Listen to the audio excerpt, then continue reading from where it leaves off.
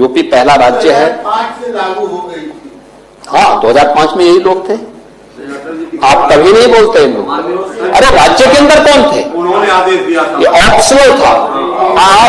आपने लागू किया, आपने लागू किया, खुद ही तो स्वयं लागू करते हैं। और अब देखिए ये लोग यहां लागू किए।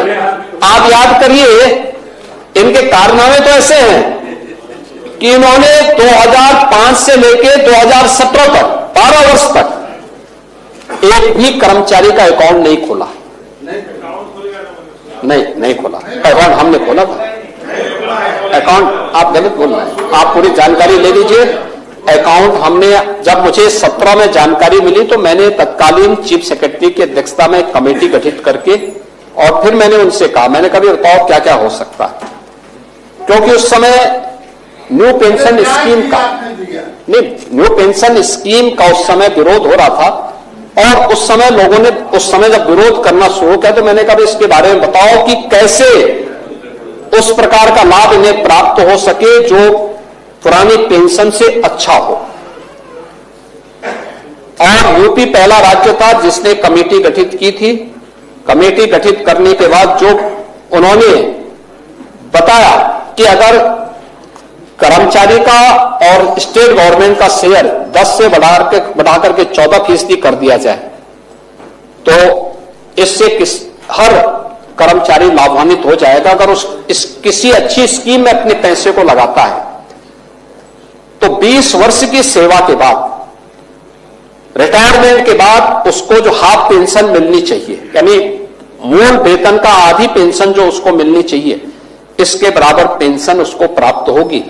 तो हमने उसी दिन, हमारी कैबिनेट ने उसको अप्रूव किया और हम लोग पहला राज्य है जिसने उसको लागू किया। यहां तक कि 2005 से 17 के बीच में कोई अकाउंट नहीं खुला था। हम लोगों ने एक साथ उन सभी लाखों कर्मचारियों का अकाउंट खोल करके एक मुश्त, आप सोचिए 36,000 पहले खजाना खाली था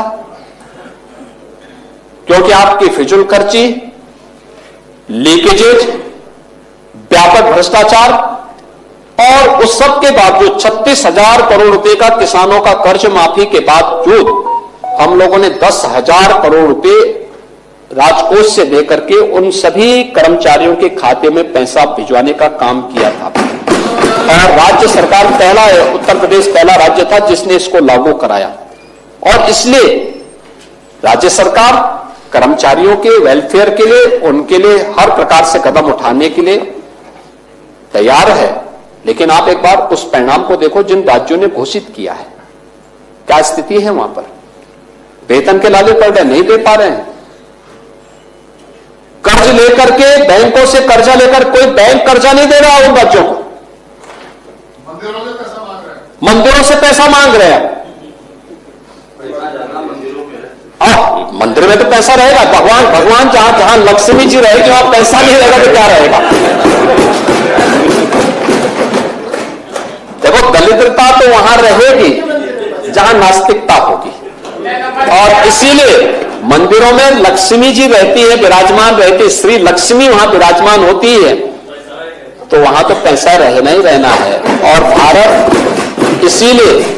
इसीलिए भारत की परंपरा में हमेशा मातृशक्ति को प्रधानता दी गई है।